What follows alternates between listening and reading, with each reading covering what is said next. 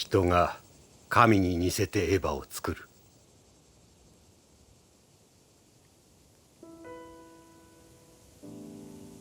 Psychologie, religion, mythologie, sexualité et bio-ingénierie. Évangélion, résultat de l'assemblage de toutes sortes de théories, est une œuvre qui préfigure le début des années 2000 et l'arrivée imminente du nouveau siècle. Une œuvre kaléidoscopique qui vous noie dans un volume d'informations qui nous entraîne dans un labyrinthe dont il est difficile de sortir et nous projette dans un futur au-delà de notre imagination. Si ma fascination pour Évangélion est due aux visuels inédits, aux scénarios post-apocalyptiques, subtils et complexes, ce sont ces mystères, dispersés au travers de l'œuvre, qui ont suscité mon intérêt et qui sont à l'origine de ma quête de vérité. 20 ans après, j'ai cherché à comprendre la vérité qui se cache derrière Évangélion. Les thèmes principaux d'Évangélion sont la découverte de soi et la question de l'existence. On est fait pour exister dans le réseau des mots des autres, telle en est la philosophie. Dans cette œuvre, les personnages sont extrêmement éloquents sur leur traumatisme et leurs conflits. Leurs portraits psychologiques complexes font partie intégrante du fil narratif de l'histoire. Comme Shinji, protagoniste de l'histoire et pilote de l'Évangélion Unité 1, qui a une très faible estime de lui-même et qui évite le contact étroit avec les autres. 他人に嫌われるのが怖いんだよ。自分が傷つくのが怖いんだよ。 Il est incapable de prendre ses propres décisions et c'est à lui qu'on a confié le choix final entre l'extinction de l'humanité ou une forme de vie unique, Dieu. Rei, pilote de l'Évangélion Unité 0, présente des troubles psychiques importants. 私が分からなくなる。私の形が消えていく。私は誰？私は何？ Ses expressions émotionnelles sont extrêmement limitées et elle n'aime pas interagir avec les autres. On ignore ses réelles intentions, son passé et sa véritable identité. Elle est devenue le symbole de l'énigme Évangélion. Asuka, une super enfant et pilote de l'Évangélion Unité 2, montre une personnalité instable due à une relation difficile avec sa mère, atteinte de troubles mentaux et qui finira par se suicider. 私は子供じゃない。早く大人になるの。ぬいぐるみなんて私にはいらないわ。 Hormis les difficultés psychologiques rencontrées par les personnages, leur côté fragile, humain et attachant leur ont fait gagner une popularité incroyable. Peu importe l'âge ou le genre, chacun pouvait s'identifier au personnage. Le milieu des années 90 marque une époque durant laquelle le thème de la découverte de soi était au cœur des débats dans les médias japonais. C'était une époque où le peuple japonais demeurait dans la peur et dans l'incertitude. Le Japon, ayant été secoué par le grand tremblement de terre de Hanshin Awaji et l'attaque au gaz sarin Taum Shinrikyo, ont remis en cause les questions de l'importance de soi. Le réalisateur Anno a su parfaitement saisir l'atmosphère et se synchroniser avec les crises contemporaines de son époque. La grande question que pose Évangélion est: que manque-t-il à l'humanité et comment y remédier? Laissez-moi vous présenter dans cette série de vidéos, au travers de ses mythes, de sa psychologie et de sa technicité, ce qui rend l'œuvre Évangélion si exceptionnelle et comment le phénomène Eva créa un raz-de-marée dans le monde de l'animation et contribua à élever l'animé durant de sous-culture à culture en le libérant du stéréotype de l'otaku.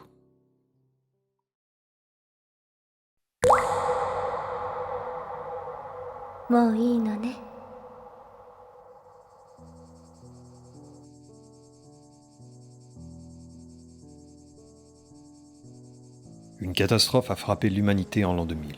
Les phénomènes climatiques extrêmes, que sont les inondations, les éruptions et les guerres civiles qui s'ensuivent, ont entraîné la mort de la moitié de la population mondiale. Il s'agit de la plus grande catastrophe subie par l'humanité depuis la nuit des temps. On l'appelle le second impact, car il s'agit du plus grand impact depuis la collision entre la Terre et un astéroïde il y a 4 milliards d'années, le Giant Impact, donnant naissance à la Lune, satellite de la Terre. Cette catastrophe est généralement décrite par le public comme étant causée par la chute d'une météorite massive sur le mont Makram en Antarctique, mais est en fait causée par l'explosion d'une expérience de contact avec le premier ange, Adam, en Antarctique, où le père de Misato Katsuragi et son équipe menaient des recherches. セカンドインパクト。20世紀最後の年にあの悲劇は起こった。そして21世紀最初の年は地獄しかなかった。他に語る言葉を持たない年だ。Après le second impact, le temps a radicalement changé. Les 4 saisons ont disparu du Japon, et c'est le milieu de l'été toute l'année d'où l'omniprésence du cri des cigales. En 2015, l'humanité, née de l'ancêtre Lilith, qui a mangé le fruit de la sagesse et a porté le péché originel, maintenue crucifiée dans les profondeurs du quartier général de la Nerve, est menacée par une mystérieuse forme de vie appelée les anges. Née de l'ancêtre Adam, qui a mangé le fruit de la vie, Seimei no Tane, et qui est la première forme de vie sur Terre. De nombreux anges cherchent à entrer en contact et à fusionner avec Adam, en réalité Lilith. Si cela devait se produire, il s'en suivrait une explosion massive, le Third Impact, et l'humanité tout entière serait réduite à néant. La Nerve, une agence spéciale à qui on a confié les pleins pouvoirs, a construit son QG sur le site où Lilith a été découverte pour la protéger de tout contact avec les anges.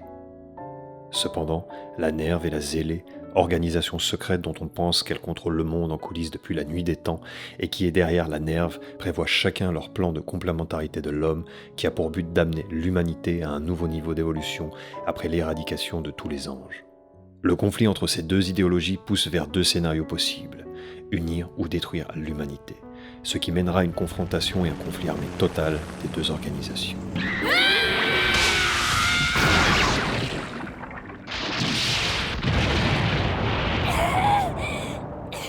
Dans la scène de remémoration de l'épisode 21, Gendo décrit le plan de complémentarité de l'homme qu'il a proposé à Kill Lorenz comme かつて誰もが成し得なかった神への道。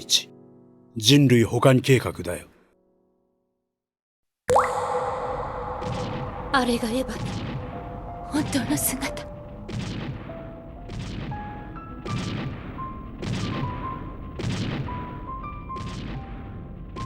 L'arme de combat humanoïde Evangelion a été créée par l'agence spéciale Nerve pour protéger l'humanité des anges. Plus tard dans la série, il est révélé qu'elle jouera également un rôle important dans le plan de complémentarité de l'homme. 人の持つ生命の実と人の持つ知恵の実、その両方を手に入れたエヴァ初号機は神に等しき存在となった。 Seuls les garçons et les filles de 14 ans sélectionnés par l'organisation Marduk et Sans Mère peuvent être pilotes de l'Evangelion. Les trois évangélions déployés au QG de la Nerve sont l'unité 0, l'unité 1 et l'unité 2, et leurs pilotes réciproques, Rei, Shinji et Asuka. On dit que les évangélions sont basés sur le premier ange, Adam. Les détails sont inconnus, mais il est dit qu'elle contiendrait la volonté de l'homme, Hito no Ishi. これはまさかあの巨人を。あの物体を我々ゲヒルンではアダムと呼んでいます。これは違います。オリジナルのものではありません。ではそうです。アダムより人の作りし者、エヴァです。エヴァ。我々のアダム再生計画、通称 E 計画のひな形たるエヴァ0号機だよ。神のプロトタイプか。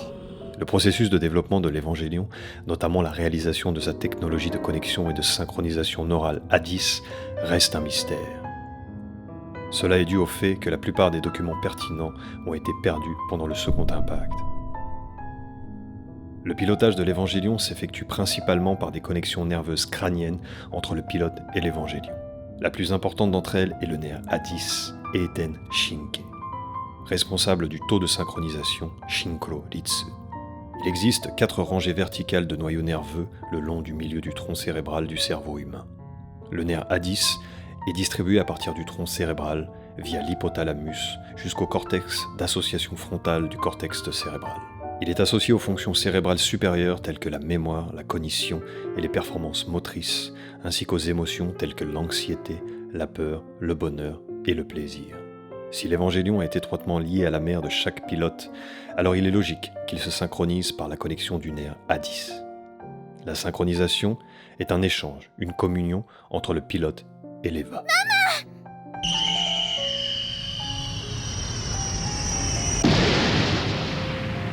Dans la seconde moitié de la série, l'incapacité d'Asuka à piloter l'Evangélion était due à des problèmes émotionnels avec sa mère. Et comme Rei le dit à Asuka, 心を開かなければエヴァは動かないわ。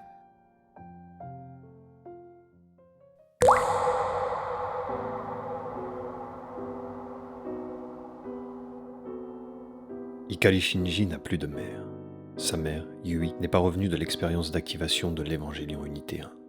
Il n'est pas le seul à porter ce poids. Tous les personnages dans cette histoire n'ont plus ou pas de mère, et tout est subrepticement associé à l'image de la mère.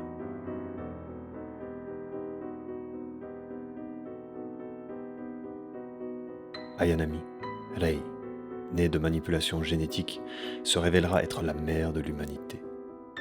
La mère d'Asuka, comme celle de Shinji, se suicide après une dépression mentale pendant une expérience de contact sur les évangélions.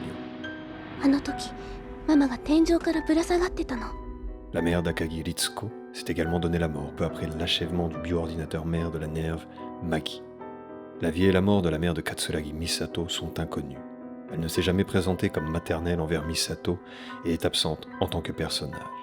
Les camarades de classe de Shinji, Toji, Kensuke et Hikari sont également tous orphelins de mère. Il est révélé par la suite que tous ses camarades de classe étaient des candidats éligibles, Children, et des candidats secondaires pour piloter les évangélions.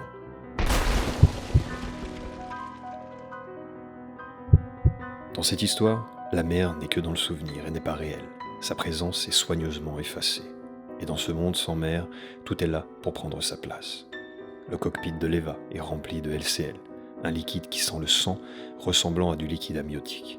La prise d'entrée accueille les enfants comme il s'agissait d'un utérus. En d'autres termes, combattre à bord d'un évangélion, c'est combattre dans le ventre d'une mère. La réalisation du désir incestueux d'écarter le père et de ne faire qu'un avec la mère. Le cordon électrique sur le dos de l'évangélion est à l'image du cordon ombilical. Dans l'épisode 16, Shinji, englouti par le 12e ange Leliel, panique par peur de mourir. Mais après avoir retrouvé son calme, entame un dialogue avec l'ange. 誰？ Ce dialogue, dans son esprit, se déroule dans un train contre son moi le plus jeune. 誰？碇シンジ。 Le train est le cadre du dialogue parce que Shinji a le souvenir traumatisant d'avoir été mis dans un train pour être pris en charge par un tuteur après la mort de sa mère, dont l'âme a été absorbée par l'évangélion unité 1. Il s'extrait de l'ange d'une manière qui rappelle l'accouchement. La symbolique de la mère est présente à chaque instant. Dans l'épisode 25, Gendo déclare à propos du plan de complémentarité de l'homme: 虚無へ帰るわけではない。すべてを始まりへ戻すに過ぎない。この世界に失われている母へと帰るだけだ。 Le catalyseur étant Rei Ayanami, l'incarnation de la femme et de la mère. Chaque épisode d'Evangélion possède 2 titres, ou sous-titres, un en japonais et un en anglais. Certains des sous-titres anglais semblent avoir une thématique claire, comme celui du sous-titre de l'épisode 16, Shini Itaru Yamai Soshite, une maladie conduisant à la mort, et Splitting of the Breast, qui se traduit par la séparation du sein ou clivage en psychanalytique. Le titre est tiré du livre The Sickness Unto Death, où l'auteur Soren Kierkegaard plonge dans les replis les plus profonds de la psyché humaine et révèle que la maladie mortelle est le désespoir.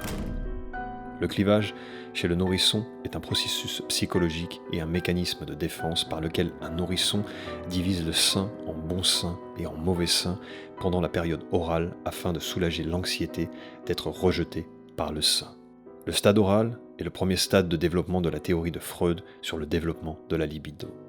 C'est la période où la bouche devient la principale source de plaisir. Dans la seconde moitié de l'épisode 20, Misato et Ritsuko sont dans la voiture. Une émission est diffusée sur l'autoradio où une psychologue parle du stade oral. Pour résumer ce qu'elle dit, elle déclare qu'il est très difficile du point de vue d'une femme qu'un homme soit incapable de se sevrer de voir l'image de sa mère dans sa petite amie.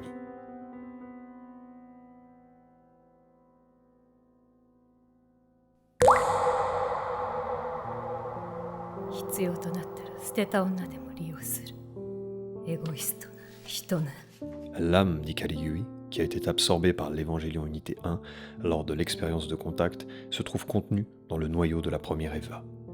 Il était donc prédit à l'avance que Shinji pourra facilement se synchroniser. C'est pourquoi il a été choisi comme pilote.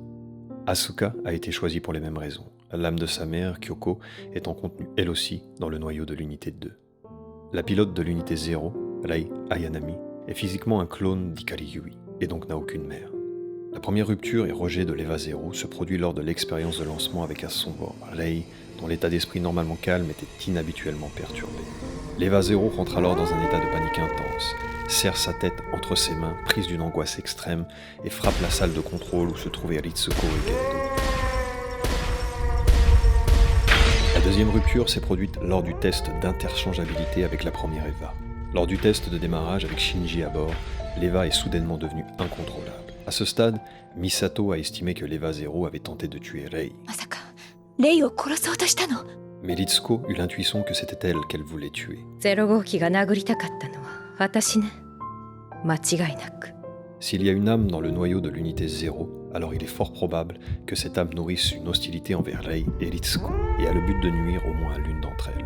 Qui donc, parmi les personnes décédées ou disparues entre la phase de construction de l'unité 0 et son premier déchaînement, aurait pu nourrir une hostilité active envers Rei et Ritsuko? La réponse est évidente.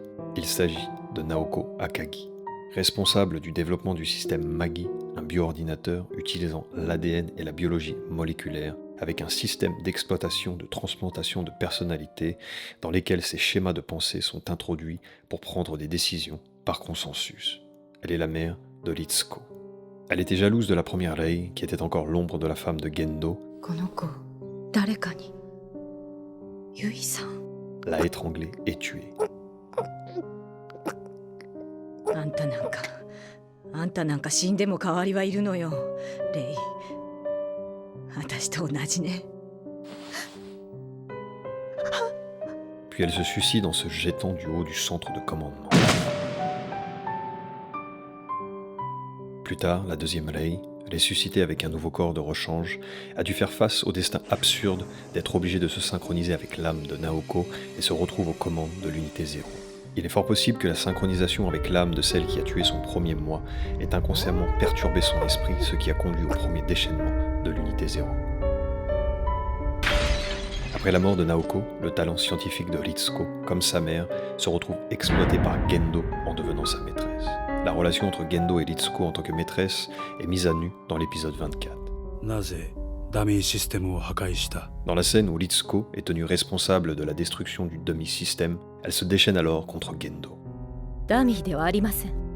破壊したのはレイですわ。今一度問う。なぜだ？あなたに抱かれても嬉しくなくなったから。私の体を好きにしたらどうです？あの時みたいに。君には失望した。失望？最初から期待も望みも持たなかったくせに、私には何も。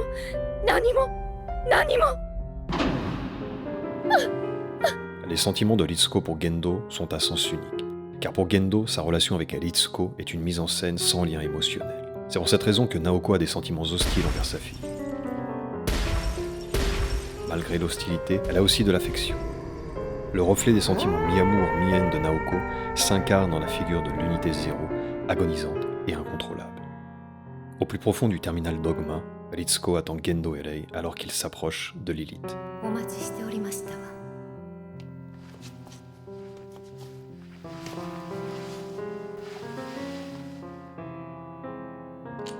Ritsuko menace Gendo et dit あなたに黙って先ほどマギのプログラムを変えさせてもらいました。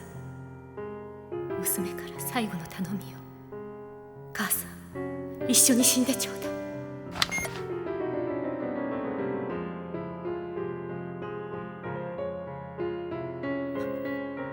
作動しない。なぜ？ Lorsque Ritsuko vérifie l'écran, surprise, elle dit カスパーが裏切った。母さんは娘より自分の男を選ぶのね。 Elle se rend compte que sa mère a préféré choisir son homme plutôt que sa fille. Le système Magi est basé sur un dispositif de 3 sous-systèmes indépendants, Melchior, Balthazar et Casper, et se caractérise par sa capacité à reproduire des dilemmes humains qui seraient impossibles pour un ordinateur traditionnel basé sur du silicium. Les propres schémas de pensée de Naoko, en tant que scientifique, mère et femme, sont implantés dans chacun des sous-systèmes. Il est clair pour Ritsuko que la partie féminine de Naoko, qui était implantée dans le système Casper, l'a rejetée. Trahie par sa mère, elle est abattue froidement par Gendo.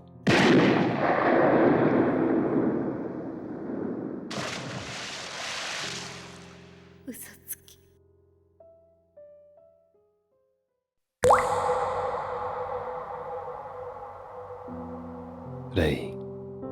Un mystère qui ne sera jamais résolu. Une âme qui sera jamais arrachée de son cœur et de son corps. Une femme aux yeux rouges, aux cheveux bleus et à la peau blanche et claire. Une enfant difficile, une femme impitoyable. C'est la maternité au-delà de toute mère, même si elle n'est pas humaine. C'est un bandage blanc enroulé autour d'une blessure qui ne guérira jamais. C'est un être artificiel, triste, dont l'identité a été déchiquetée. C'est une vie opprimée, engendrée par une violence intense, résultant d'un amour intense. c'est une force érotique illimitée. C'est la puissance fulgurante de Thanatos. Une femme créée par un homme. Une mère qui se bat et qui fera tout pour protéger ses enfants. Un désir qui est enflammé par le rejet. Une femme de rêve qui se cache dans les profondeurs de l'inconscient humain et qui pose des questions sur la nature de la vie sous tous les angles. Une éternité qui se dresse contre l'horloge de la mort. Rei, c'est la vie éternelle.